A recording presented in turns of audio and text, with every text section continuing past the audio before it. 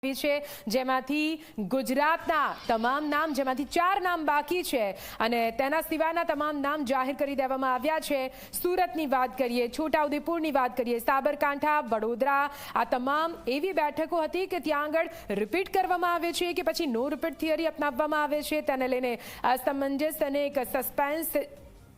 આદરણીય નરેન્દ્રભાઈ મોદીજી, ગૃહમંત્રી આદરણીય અમિત શાહજી, રાષ્ટ્રીય અધ્યક્ષ આદરણીય જેપી નડ્ડાજી, પ્રદેશના અધ્યક્ષ આદરણીય CR પાટીલ સાહેબ, માન્ય મુખ્યમંત્રી શ્રી ભૂપેન્દ્રભાઈ, પ્રદેશનું નેતૃત્વ અને રાષ્ટ્રીય નેતૃત્વએ વડોદરા લોકસભાની ફરીથી ત્રીજી વખત મને જે સેવા કરવાની તક આપી છે, હું માન્ય મોદી સાહેબનો ખૂબ ખૂબ આભાર માનું છું।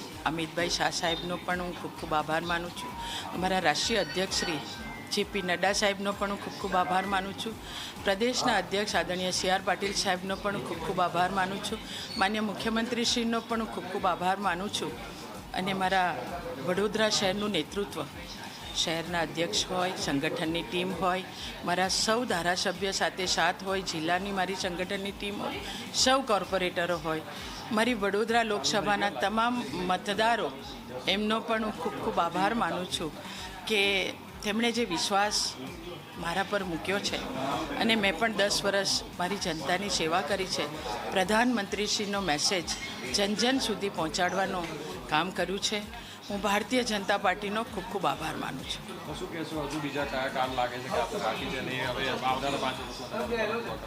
બિલકુલ, પ્રધાનમંત્રી શ્રી વિકસિત ભારતનું એક સંકલ્પ કર્યો છે અને એમાં મારું વિકસિત વડોદરા કામ અનેક કરવાના હોય અને બધા જ મારી જનતા સાથે રહીને, મારા સૌ ધારાસભ્યશ્રી સાથે રહીને અને સૌની ઈચ્છા સાથે રહીને એક અમે વિકાસની ગતિને આગળ વધારશું।